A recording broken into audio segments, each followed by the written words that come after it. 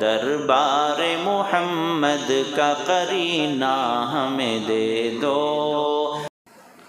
اللہ تبارک و تعالیٰ کا بڑا فضل اور احسان ہے کہ اللہ تعالیٰ نے ہماری زندگی کو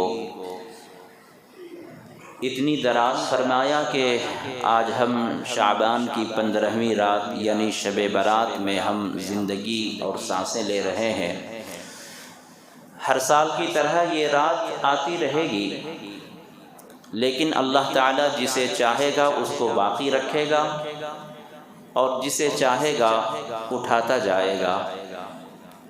اور آج کی لینگویج کے حساب سے اگر کہا جائے تو یہ آج کی رات اسی کے لیے ہے، کسے رکھنا ہے، کسے اٹھانا ہے، کسے کتنی روزی دینا ہے، کسے کتنا کم دینا ہے، کسے اولاد دینا ہے، کسے اولاد نہیں دینا ہے۔ جو بڑے بڑے مسائل ہیں زندگی کے، ان تمام بڑے بڑے مسائل کا فیصلہ آج کی رات ہوتا ہے۔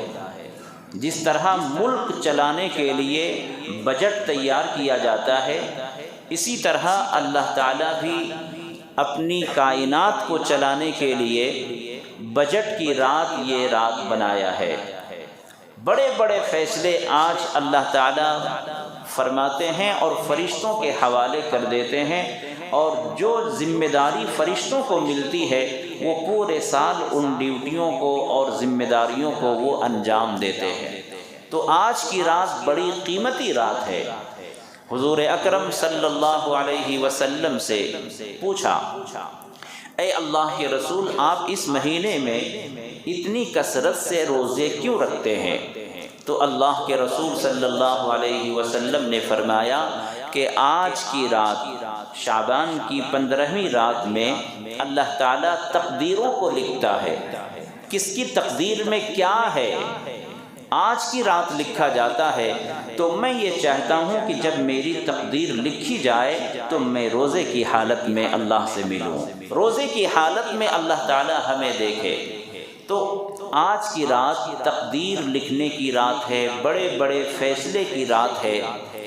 علماء نے لکھا ہے کہ 4 راتیں ایسی ہیں کہ اللہ تعالیٰ ان راتوں میں رحمت کے دریا بہا دیتا ہے، اللہ کی رحمتیں برستی ہیں، بہہ پڑتی ہیں۔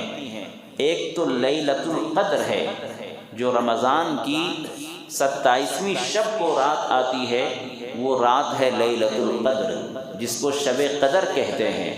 اور ایک ہے لیلۃ یوم عرفہ۔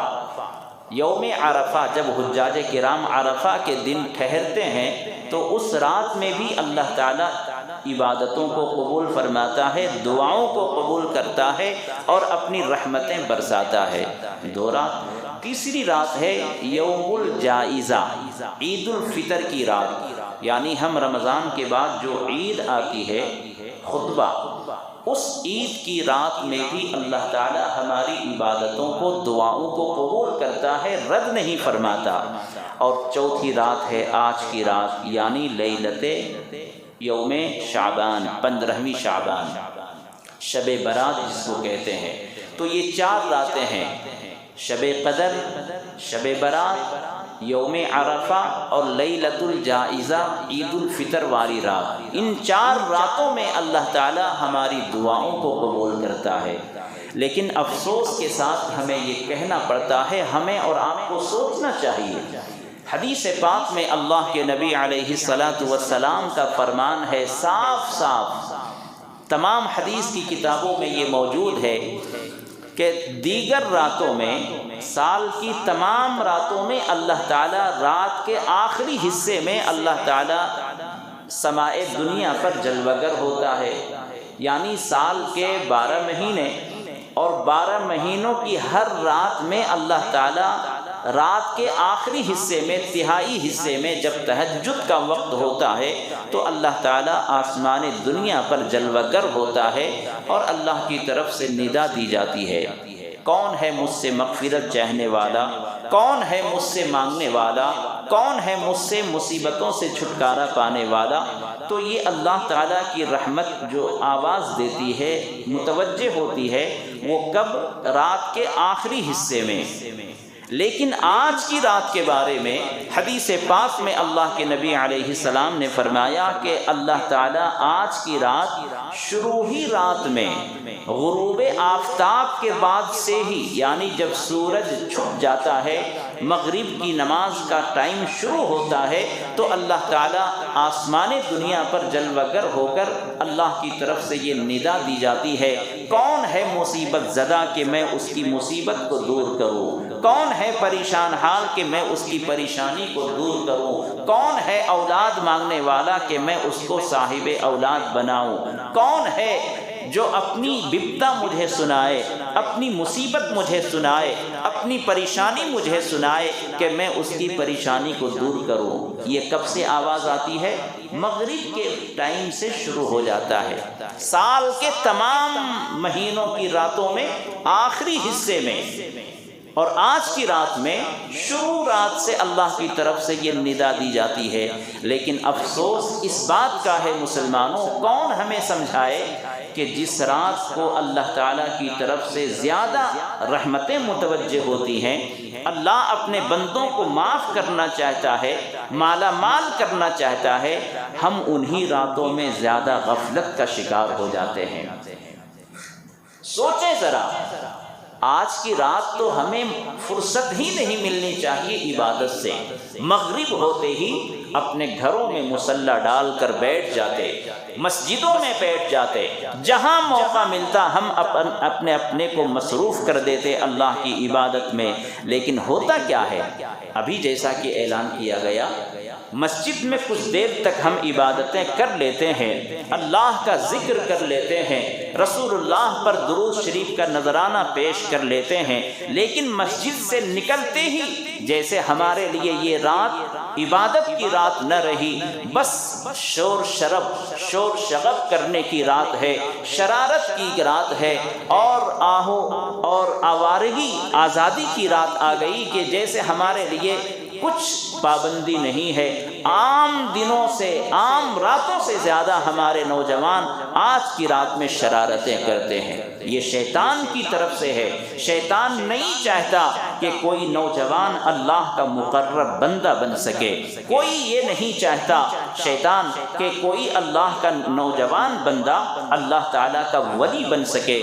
میرے دوستو، نوجوانی میں، جوانی کی عمر میں اللہ کی عبادت کرنا، اپنی آنکھوں سے آنسو کے قطرے بہا لینا، اپنی پیشانی کو اللہ کی بارگاہ میں سجدہ ریز ہو جانا، اللہ تعالیٰ کو بڑا محبوب لگتا ہے، اللہ کو بہت پسند ہے نوجوانوں کی عبادت۔ اسی لیے حدیث پاک میں اللہ کے رسول صلی اللہ علیہ وسلم نے فرمایا کہ کل قیامت کے دن جب عرش کا حال یہ ہوگا، سورج کا حال یہ ہوگا کہ سورج بالکل اپنے سر کے قریب آ جائے گا۔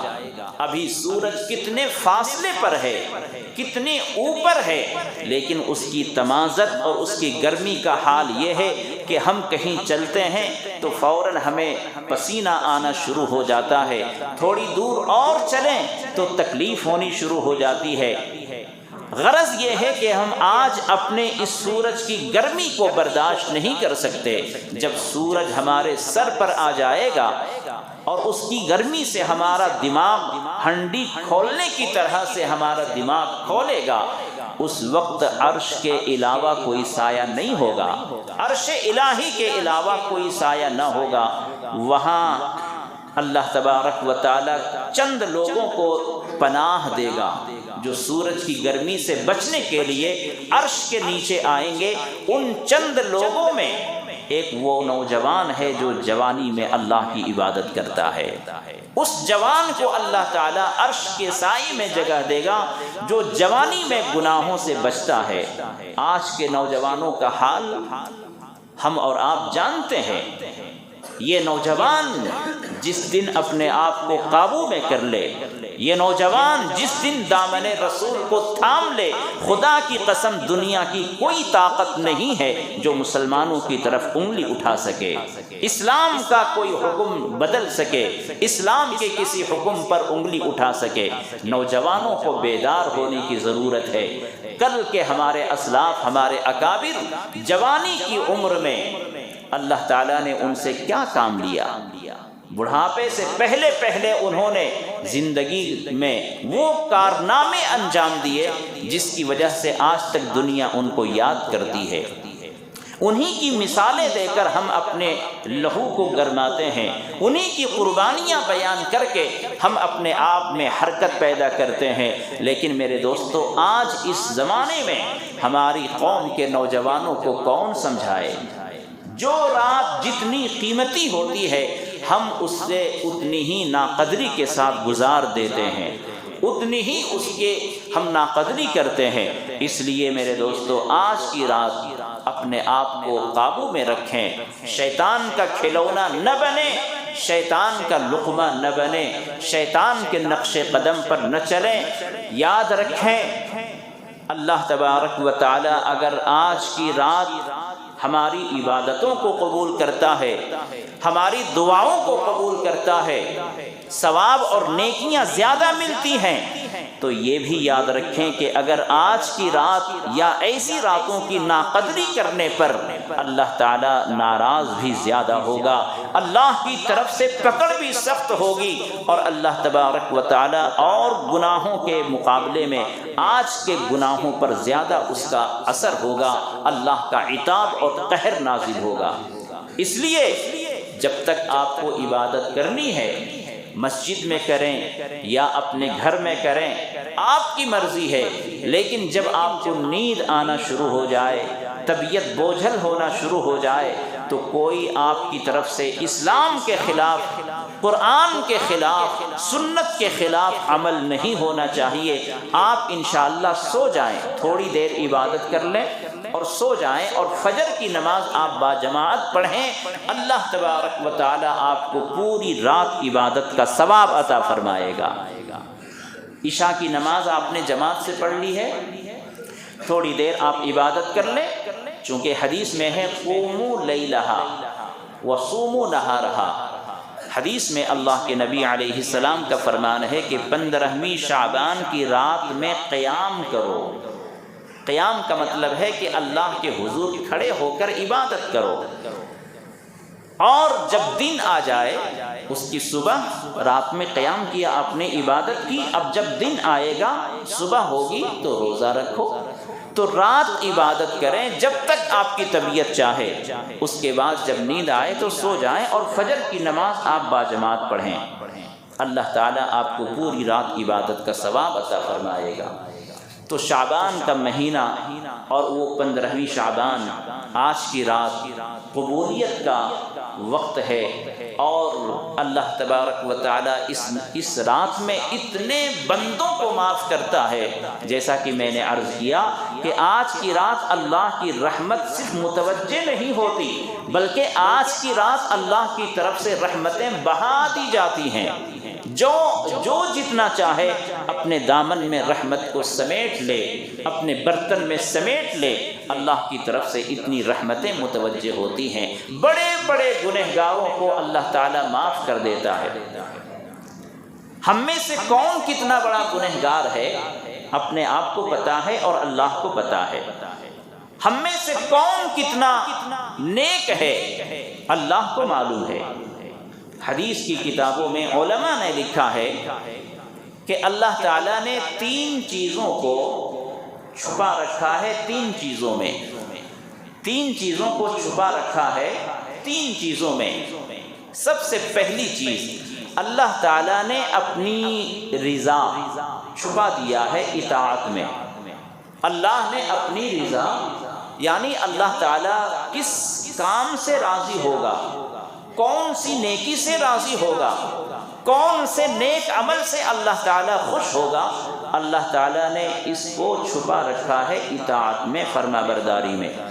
اب جو نیک بندے ہوتے ہیں ہر نیک عمل کو وہ اسی نیت سے کرتے ہیں کہ ہو سکتا ہے اللہ تعالیٰ اس نیکی سے خوش ہو جائے. وہ کسی نیکی کو رد نہیں کرتا، وہ کسی نیکی کو چھوٹی نہیں سمجھتا، وہ کسی نیکی کو کمتر نہیں سمجھتا، بلکہ وہ ہر نیکی کو یہ سوچ کر کرتا ہے، ہر نیک عمل کو وہ یہ سوچ کر کرتا ہے کہ ہو سکتا ہے اللہ تعالیٰ اسی عمل سے راضی ہو جائے. تو اللہ اپنی رضامندی کو چھپا رکھا ہے اطاعت میں. ہر نیک کام میں آپ اللہ کی رضا تلاش کرو، ہر چھوٹی نیکی میں بڑی نیکی میں اخلاص کے ساتھ کرو تاکہ اللہ کی رضا اس میں حاصل ہو جائے.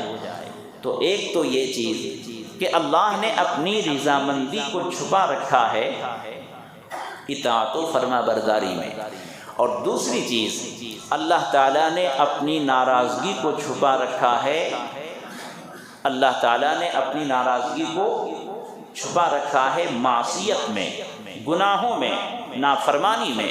اب ایک بندہ نیک بندہ کوئی بھی چھوٹا سے چھوٹا گناہ کرتے ہوئے ڈرتا ہے کہ کہیں ایسا نہ ہو کہ اللہ کی طرف سے پکڑ ہو جائے. آپ نے سنا ہوگا نا، قیامت کے دن اللہ تبارک و تعالی چھوٹی سے چھوٹی نیکی پر مغفرت فرمائے گا اور چھوٹے سے چھوٹے گناہ پر پکڑ بھی فرمائے گا. جس چھوٹی نیکی سے اللہ راضی ہو گیا اس کا بیڑا پار ہو گیا، اور جس چھوٹے سے گناہ پر اللہ کی طرف سے پکڑ ہو گئی بندے کی گاڑی پھنس گئی. دونوں طرح کے واقعات ہیں. ایک زندگی بھر بدکاری کرنے والی خاتون، عورت، بدکاری کرنے والی، گناہ کرنے والی، لیکن اگر اس نے ایک کتے کو، پیاسے کتے کو پانی پلا دیا، زندگی بھر کے گناہوں پر یہ ایک نیکی بھاری ہو گئی.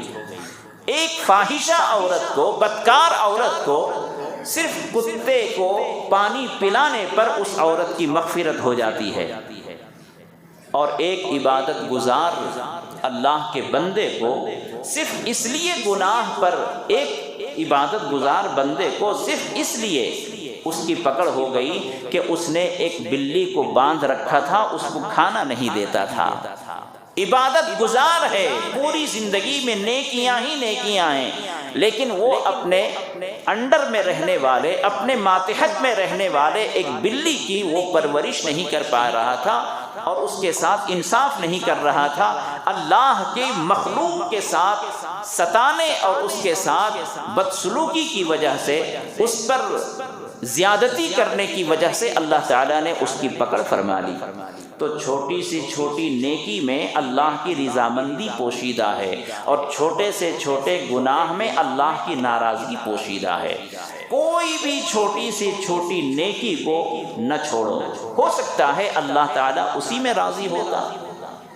اور چھوٹے سے چھوٹے گناہ کو بھی نہ کرو، ہو سکتا ہے اللہ تعالیٰ اسی گناہ میں تمہیں پکڑ لے. اگر تم نے گناہ کر لیا اللہ کی طرف سے پکڑ ہوگی. میرے دوستو، اللہ کی رحمت کا بڑا عجیب حال ہے. چھوٹی سی چھوٹی نیکی پر اللہ تعالیٰ معاف کر دے، مغفرت فرما دے، کوئی اس کو پوچھنے والا نہیں. شیخ ابو ایوب محدث رحمت اللہ علیہ بہت بڑے علم والے گزرے ہیں. ان کا انتقال ہو گیا تو کسی خواب میں دیکھنے والے نے پوچھا اور کہا کہ حضرت اللہ تعالیٰ کے پاس آپ پیش ہوئے تو کیا معاملہ ہوا، آپ کے ساتھ کیا سلوک کیا گیا؟ تو انہوں نے کہا کہ اللہ تعالیٰ نے مجھے معاف کر دیا. بڑے علم والے تھے، محدث تھے، پوری زندگی انہوں نے قرآن و حدیث پڑھنے پڑھانے میں اپنی زندگی صرف کی تھی. تو پوچھنے والے نے پوچھا کہ ہاں، چونکہ آپ بہت بڑے عالم تھے، محدث تھے، اس لیے اللہ نے آپ کی مغفرت فرما دی.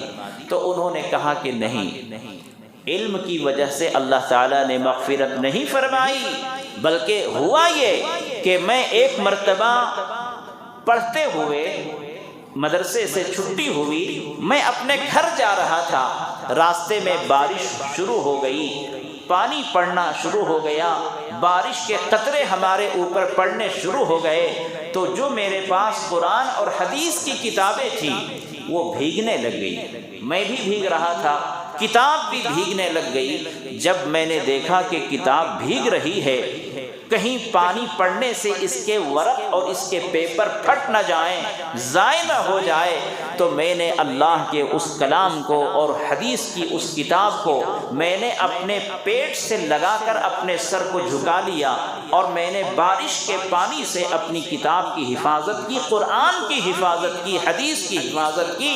اللہ تعالیٰ نے اپنے قرآن اور حدیث کی حفاظت کے صدقے سے میری مغفرت فرما دی۔ اللہ اکبر۔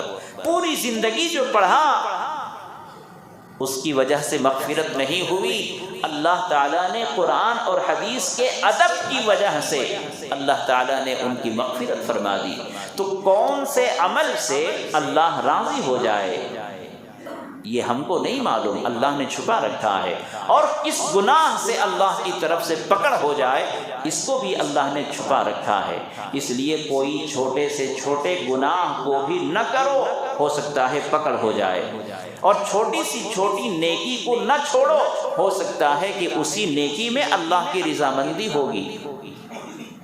تو ہاں، دو چیزیں، اور تیسری چیز یہ ہے کہ اللہ نے اپنے ولی کو، اپنے دوست کو مخلوق کے درمیان میں چھپا رکھا ہے۔ ہمارے درمیان میں کون اللہ کی طرف سے مقبول ہے، اللہ کی نظر میں محبوب ہے، ہم اور آپ نہیں جانتے، لیکن خدا کی قسم ہمارے درمیان میں کوئی نہ کوئی نیک بندہ ضرور ہوتا ہے۔ ہمارے گھر میں، ہماری فیملی ممبر میں کوئی نہ کوئی نیک بندہ ضرور ہوتا ہے جس کے صدقے سے ہمیں کھانا ملتا ہے، اللہ کی نعمتیں ملتی ہیں۔ تو اس کا نتیجہ یہ ہے کہ ہم اپنے طور پر کسی سے نفرت نہ کریں۔ ہو سکتا ہے اللہ سے، اللہ تعالیٰ سے اس کا تعلق بہت اچھا ہو، ہمارا اتنا اچھا نہ ہو، ہمارے تعلقات اللہ سے ویسے نہ ہوں۔ اللہ تعالیٰ شکستہ دلوں میں رہتا ہے، ٹوٹے ہوئے دلوں میں رہتا ہے۔ اللہ تعالیٰ جس دل کو پسند کرتا ہے اسی دل میں اللہ تعالیٰ بستا ہے۔ تو یہ تین چیزیں ہیں، اللہ تعالیٰ نے اپنی رضامندی کو چھپا رکھا ہے اطاعت میں، اللہ نے اپنی ناراضگی کو چھپا رکھا ہے معصیت میں، اور اللہ نے اپنے ولی کو چھپا رکھا ہے مخلوق کے درمیان میں۔ اس لیے ہمیں کسی سے نفرت نہیں کرنا چاہیے۔ اچھا، اب یہ آج کی رات کے تعلق سے آپ کو بتاؤں کہ آج کی رات میں کیا کرنا چاہیے۔ تو تمام حدیث کی کتابوں میں کوئی خاص عبادت ثابت نہیں ہے، اتنی رکعتیں پڑھنا چاہیے، یہ عمل کرنا چاہیے، کسی حدیث میں اس کی وضاحت نہیں ملتی۔ آپ کی مرضی پر ہے، آپ اللہ کو کیسے منانا چاہتے ہیں آپ پر چھوڑ دیا گیا ہے۔ آپ نماز پڑھ کر اللہ کو منائیں، کسی کا دل نماز پڑھنے میں لگ رہا ہے وہ نماز پڑھے، کسی کا دل تلاوت قرآن میں لگ رہا ہے وہ تلاوت قرآن کرے، کسی کا دل درود شریف پڑھنے میں لگ رہا ہے وہ درود شریف پڑھے، کسی کا دل نوافل میں لگ رہا ہے وہ نوافل پڑھے، کسی کا دل صلاۃ التسبیح میں لگ رہا ہے وہ صلاۃ التسبیح پڑھے، کسی کا دل قضائے عمری میں لگ رہا ہے وہ قضائے عمری کر لے۔ آپ کے اوپر چھوڑ دیا گیا ہے، آپ جو عبادت کرنا چاہیں آپ وہ عبادت کریں گے، انشاءاللہ اللہ تعالیٰ آپ کی عبادت کو قبول کرنے والا ہے۔ اور میرے دوستو، دعا قبول ہوتی ہے، کبھی بھی آپ اپنے دل میں یہ خیال نہ لائیں کہ میری دعا قبول نہیں ہوتی۔ شیطان یہ ہمارے دلوں میں خیال ڈالتا ہے، شیطان ہمارے دل میں یہ وسوسہ ڈالتا ہے، اور کیا خیال ڈالتا ہے کہ تمہاری دعا قبول نہیں ہو رہی، اس لیے آدمی دعا کرنا چھوڑ دیتا ہے۔ شیطان کی یہ پہلی سازش ہے، یہ پہلی چال ہے اللہ سے دور کرنے کے سلسلے میں۔ جب بندہ اللہ سے مانگے گا نہیں، اللہ کیسے دے گا؟ تو اسی لیے حدیث میں اللہ کے نبی علیہ الصلاۃ والسلام کا فرمان ہے کہ وہ بڑا ہی محروم آدمی ہے جس کو دعا کی لذت سے محروم کر دیا گیا۔ دعا میں ایک لذت ہوتی ہے، دعا میں ایک مٹھاس ہوتی ہے، دعا کی جو کیفیت ہے اس کو وہی محسوس کر سکتا ہے جس کو کسی سے محبت ہوئی ہو۔ تو شیطان جب کسی کے دل میں مایوسی ڈال دیتا ہے کہ تمہاری دعا قبول نہیں ہوتی، تو پھر وہ دعا مانگنا چھوڑ دیتا ہے، اور جب دعا مانگنا چھوڑ دیا تو پھر اللہ کی رحمت کیسے متوجہ ہوگی؟ اس لیے ہمارے دل میں کبھی خیال نہیں آنا چاہیے کہ اللہ ہماری دعا قبول نہیں فرماتا۔ سب کی دعا اللہ تعالیٰ قبول کرتا ہے۔ ادعونی استجب لکم، اللہ فرماتا ہے کہ تم مجھ سے دعا مانگو، میں تمہاری دعا قبول کرنے والا ہوں۔ آپ جس زبان سے اللہ سے دعا مانگنا چاہیں، اللہ ہر زبان کو جانتا ہے۔ ربکم اعلم بما فی نفوسکم ان تکونوا صالحین فانہ کان للأوابین غفورا۔ یہ میں نے بنی اسرائیل کی 15ویں پارے کی آیت پڑھی۔ اللہ تعالیٰ فرماتا ہے ربکم اعلم بما فی نفوسکم، اللہ تعالیٰ تمہارے دلوں میں جو کچھ ہے خوب جانتا ہے۔ تمہارے دل میں جو کچھ ہے اللہ خوب جانتا ہے۔ ان تکونوا صالحین، اگر تم مومن بن جاؤ، فإنہ کان للأوابین غفورا، تو پھر اللہ تعالیٰ کی طرف متوجہ ہونے والوں کو بہت معاف کرتا ہے۔ جب جب تم اللہ سے معافی چاہو گے اللہ معاف کرنے والا ہے۔ دل میں جو بھی حالت ہوتی ہے، جو بھی کیفیت ہوتی ہے، جو بھی وسوسہ ہوتا ہے، اللہ تعالیٰ ساری باتوں کو جانتا ہے۔ تم جو زبان سے کہتے ہو وہ دل کے مطابق ہے یا نہیں، دنیا والے نہیں جانتے۔ دل میں جو ہے تم زبان سے کہہ رہے ہو وہ صحیح ہے یا غلط، دنیا والے نہیں جانتے، لیکن اللہ جانتا ہے کہ تم زبان سے وہ نہیں کہہ رہے ہو جو تمہارے دل میں ہے۔ جو دل میں ہے وہ زبان سے کہہ رہے ہو یا نہیں وہ اللہ کو معلوم ہے۔ تو اللہ تبارک و تعالی ہمارے دلوں کی حالت کو جانتا ہے۔ اگر ہم نے اپنے عاجزی اور انکساری کو ظاہر کرتے ہوئے اپنی حقیقی پریشانی کو بتایا اور اللہ تعالیٰ سے دعا مانگی تو انشاءاللہ اللہ تعالیٰ ہماری دعا ضرور قبول فرمائے گا۔ اس لیے اس رات میں عبادت کریں، دعا مانگیں۔ ہاں تو میں عرض کر رہا تھا کہ ایک مرتبہ حضرت عائشہ صدیقہ رضی اللہ عنہا نے شعبان کی 15ویں رات کو اپنے گھر میں نہیں پایا، تو حضرت عائشہ صدیقہ رضی اللہ عنہا گھر سے نکلی تلاش کرنے کے لیے، تو حضور صلی اللہ علیہ وسلم جنت البقیع جو قبرستان ہے مدینے میں، وہاں آپ دور ہی سے کھڑی ہو گئیں، سننے لگیں، تو حضور صلی اللہ علیہ وسلم کے رونے کی آواز سنی۔ تو جب حضور تشریف لائے تو حضرت عائشہ صدیقہ رضی اللہ عنہا نے فرمایا کہ اے آقا، اے میرے شوہر سرتاج، آپ جنت البقیع میں رو رہے تھے، کیا وجہ ہے؟ تو حضور صلی اللہ علیہ وسلم نے فرمایا کہ آج 15ویں شعبان ہے اور آج اللہ تبارک و تعالی بنو کلب کی بکریوں کے بدن پر جتنے بال ہوتے ہیں اتنے بالوں کے مقدار اللہ اپنے گنہگار بندوں کو معاف کرتا ہے۔ مدینے میں ایک قبیلہ تھا جس کا نام تھا بنو کلب، وہ بکریاں پالنے میں بہت مشہور تھا، سینکڑوں ایک ایک گھروں میں بکریاں ہوتی تھیں، بکرے ہوتے تھے، تو ان بکریوں کے ریوڑ کے بدن پر جو بال ہوتے ہیں کوئی شمار کر سکتا ہے؟ نہیں کر سکتا۔ حدیث میں اللہ کے نبی نے فرمایا کہ آج کی رات بنو کلب کی بکریوں کے بدن پر جتنے بال ہوتے ہیں اللہ تعالی جہنم سے اتنے بندوں کو معاف کر دیتا ہے۔ تو میں اپنی امتوں کے لیے اللہ تعالیٰ سے دعا کر رہا تھا، مغفرت طلب کر رہا تھا، تو یہ آج کی رات اللہ کے رسول صلی اللہ علیہ وسلم نے اپنے گنہگار امتیوں کے لیے دعا مانگی، تو آج دعا کی رات ہوئی، تو دعا مانگنا سیکھیں۔ قبرستان بھی اگر جانا ہے تو قبرستان بھی جائیں، اور کوئی ایسی بات نہ ہو جس چیز کو اللہ کے رسول صلی اللہ علیہ وسلم نے جہاں تک رکھا ہے اس سے آگے نہیں بڑھنا چاہیے۔ اس سے آگے اگر بڑھیں گے تو یہ حدیث کے خلاف ہوگا، سنت کے خلاف ہوگا، اور بجائے ثواب کے ہمیں الٹا گناہ ہوگا۔ اللہ کے رسول صلی اللہ علیہ وسلم نے جس عمل کو جتنے پر رکھا ہے اتنے ہی پہ ہمیں، اب آج کی رات میں عبادت کا کوئی خاص طریقہ ثابت نہیں ہے۔ اب کوئی بندہ اگر کوئی خاص طریقہ ایجاد کر لیتا ہے، اتنی رکعت پڑھیں گے تو اتنا ثواب ہے، اتنے روزے رکھیں گے تو اتنا ثواب ہے، اور اپنے اپنے انداز سے الگ الگ طریقے کو ایجاد کر لیا، تو یہ غلط ہے۔ حضور صلی اللہ علیہ وسلم نے آج کی رات میں کیا کیا، بس اتنا ہی کرنا ہے۔ اسی کا نام اسلام ہے، اسی کا نام دین محمدی ہے۔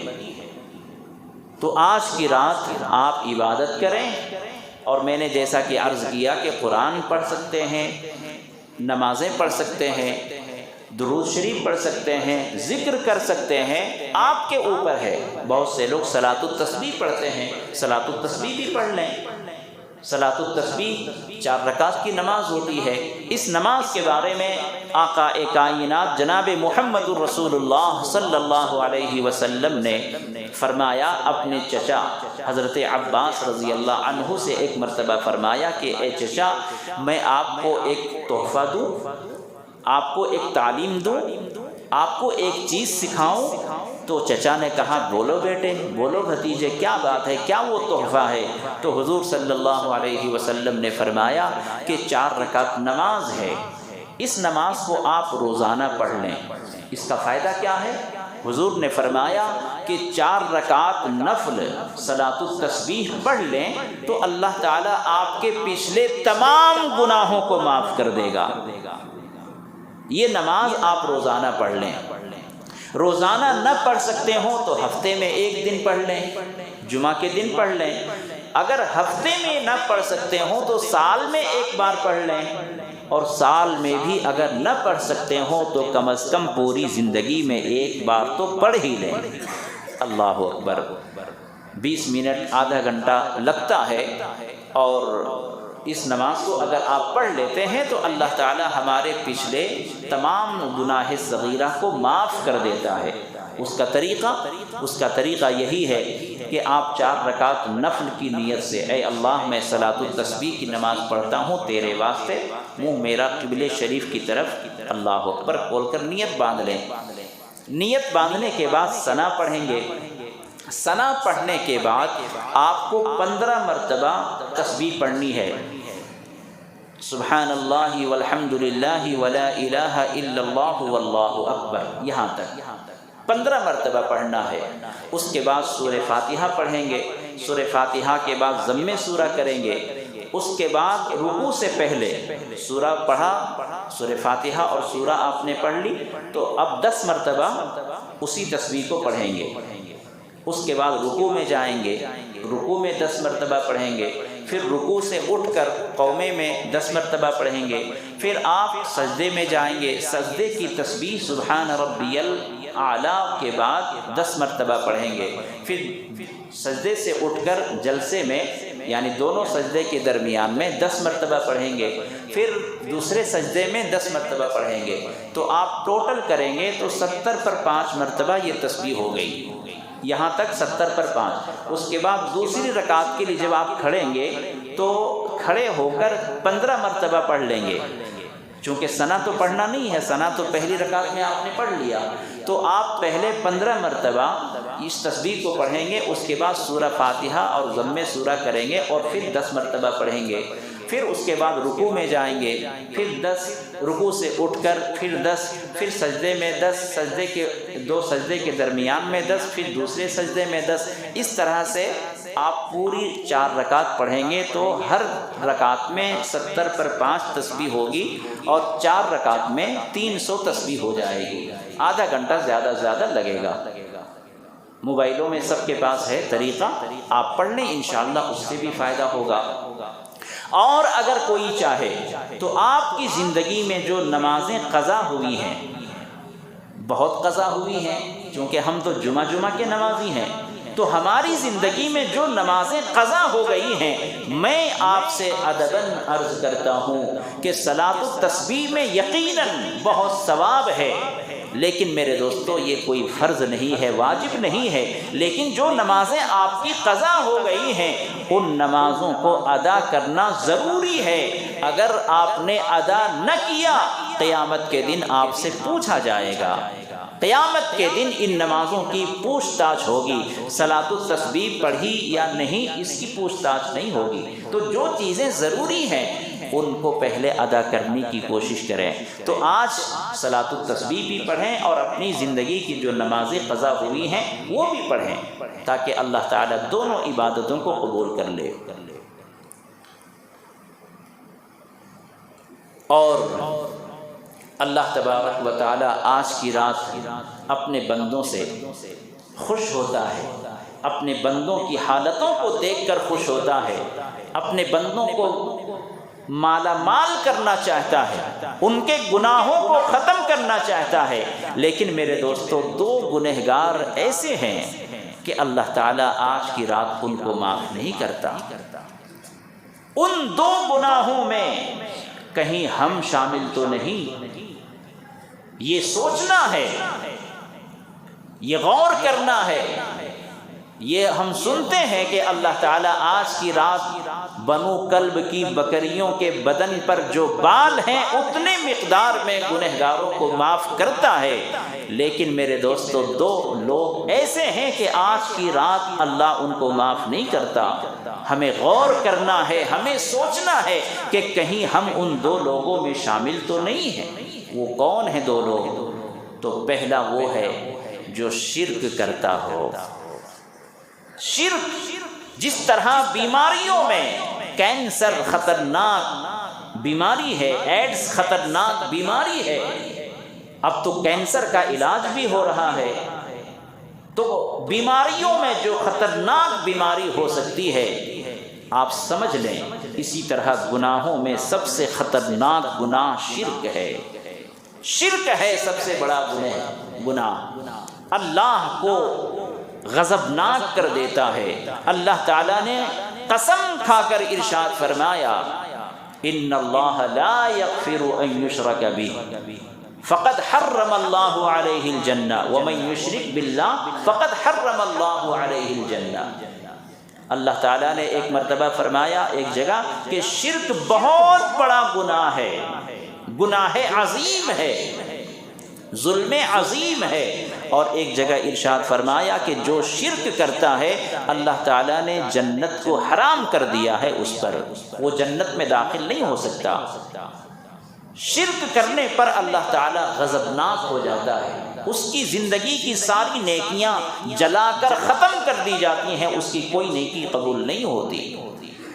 تو ہمیں غور کرنا ہے کہ بھولے سے انجانے سے ہم کہیں شرک میں مبتلا تو نہیں ہیں۔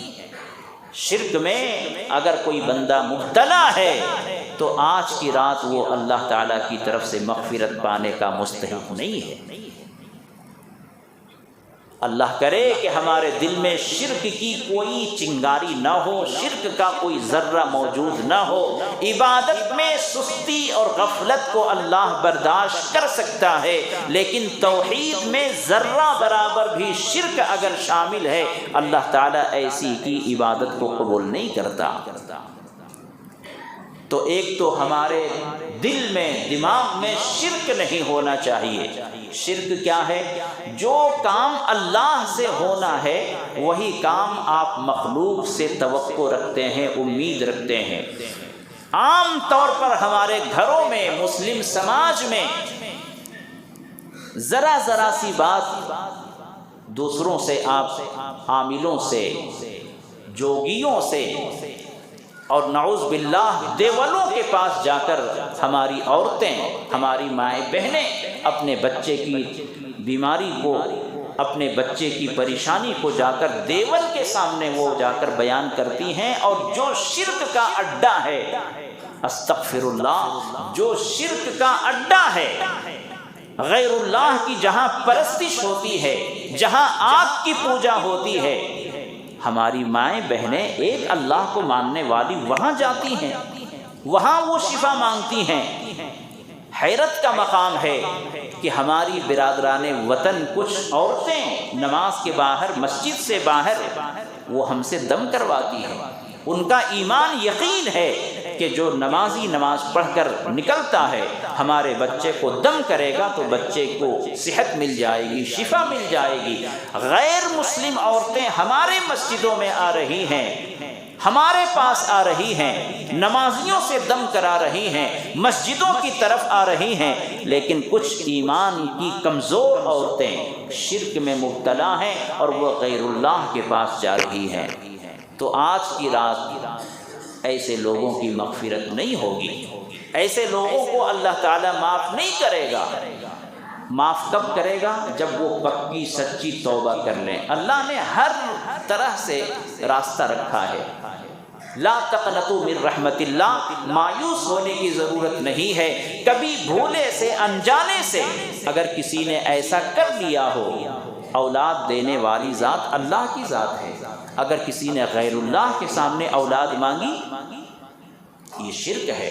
تو اس لیے اگر کبھی کسی نے کہہ لیا ہو، کسی سے اگر عقیدتاً کہہ دیا ہو، کسی سے توقع اور امید رکھی ہو تو وہ اللہ سے توبہ استغفار کرے، انشاءاللہ آج کی رات ان کی بھی مغفرت ہوگی۔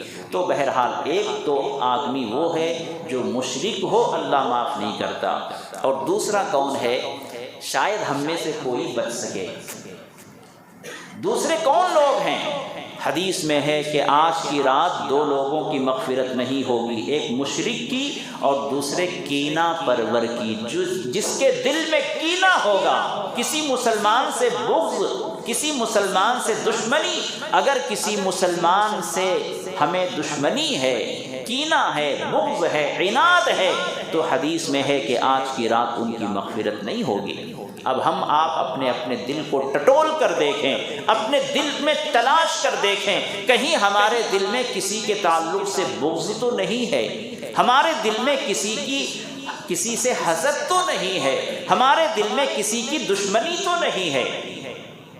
ہمارے دل میں اگر کسی کی دشمنی نہیں ہے تو اللہ کی طرف سے آج آپ کی مغفرت کا پروانہ ہے، خوشخبری ہے۔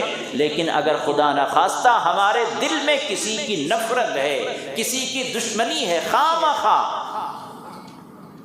کسی کی خوبصورتی کو دیکھ کر، کسی کی دولت کو دیکھ کر، کسی کی دنیاوی ترقی کو دیکھ کر، کسی کی بلڈنگ کو، کار کو، کسی کے حسن و جمال کو دیکھ کر اگر ہمارے دل میں عناد ہے، بغض ہے، تنگی ہے، ٹینشن ہے، تو حدیث میں ہے کہ ایسے لوگوں کی آج کی رات بھی مغفرت نہیں ہوتی۔ اپنے دل کو تلاش کریں، اپنے دل میں ٹٹول کر دیکھیں اور توبہ کریں۔ اللہ نے راستہ رکھا ہے، بنی اسرائیل کی طرح سے راستہ بالکل بند نہیں کیا گیا۔ ہمارے شریعت محمدیہ میں اللہ نے ہر پریشانی کا حل رکھا ہے۔ اگر تم نے ایسا کر لیا ہے تو کیا ہوگا؟ 4 رکعت کی نماز آپ پڑھ رہے تھے، چوتھی رکعت میں غلطی ہو گئی، تو اب کیا کیا جائے؟ ہونا تو یہ چاہیے تھا کہ شروع سے پڑھیں، لیکن نہیں، اللہ تعالیٰ نے ہماری حالت پر رحم فرمایا۔ آقا صلی اللہ علیہ وسلم فرماتے ہیں کہ اگر 4 رکعت کی نماز میں چوتھی رکعت میں اگر غلطی ہوئی ہے تو اب چوتھی رکعت میں سلام پھیر کر سلام سجدہ سہو کر لو، تمہاری نماز پوری ہو جائے گی، شروع سے پڑھنے کی ضرورت نہیں ہے۔ اب غلطی کس طرح کی چلے گی وہ آپ کو علماء سے پوچھنا ہے، کون سی غلطی سے سجدہ سہو سے نماز ہو جائے گی؟ غلطی میں اگر آپ کا وضو ہی ٹوٹ گیا، سجدہ سہو سے کام نہیں چلے گا، آپ کو وضو کر کے آنا ہے اور پڑھنا ہے۔ تو بہرحال عرض یہ کرنا ہے کہ اللہ تعالیٰ نے شریعت محمدیہ میں ہر پریشانی کا حل رکھا ہے۔ اگر ہمارے دل میں کسی سے کینہ ہے، ہمارے دل میں کسی سے دشمنی ہے، خواہ دشمنی، تو آپ اپنے دل کو صاف کریں، توبہ کریں، انشاءاللہ آج کی رات آپ کی بھی مغفرت ہے۔ اس لیے میرے دوستو، وقت کافی ہو چکا ہے اور ہمیں عبادت کرنی ہے، انفرادی عمل کرنا ہے اور دعا کرنی ہے۔ سب کے لیے دعا کریں، اللہ کی رحمت سب کے لیے عام ہے۔ آپ کی دعا ہمارے حق میں، ہماری دعا آپ کے حق میں اللہ تعالیٰ قبول فرمانے والا ہے۔ اس لیے حدیث میں ہے کہ اللہ تعالیٰ کی رحمت سب کے لیے مانگا کرو۔ اگر آپ کسی مسلمان بھائی کے غائبانے میں دعا کرتے ہیں، کسی مسلمان کے حق میں غائبانے میں آپ دعا کرتے ہیں، وہ آدمی یہاں موجود نہیں ہے، آپ دعا کر رہے ہیں، تو اللہ تعالیٰ ایک فرشتے کو مقرر فرماتا ہے، وہ کہتا ہے کہ اے اللہ یہ بندہ اس کے لیے دعا مانگ رہا ہے، اے اللہ اس سے پہلے اس بندے کے حق میں قبول فرما لے۔ آپ دوسرے کے لیے دعا کریں گے، اللہ اس سے پہلے آپ کے حق میں قبول کرے گا۔ تو آپ اللہ سے دور نہ رہیں، اللہ سے دعا کریں۔ ہر آدمی کسی نہ کسی پریشانی میں مبتلا ہے، اپنی پریشانی اللہ کو سنائیں، انشاءاللہ آپ کی پریشانی دور ہوگی۔ اولاد کو نیک صالح ہونے کی دعا مانگا کریں، اپنی بیوی کو فرما بردار ہونے کی دعا مانگیں، اپنی رزق میں برکت کی دعا مانگیں۔ یہ سب کے مسائل ہیں، اللہ تعالیٰ آپ کی دعا کو قبول کرنے والا ہے۔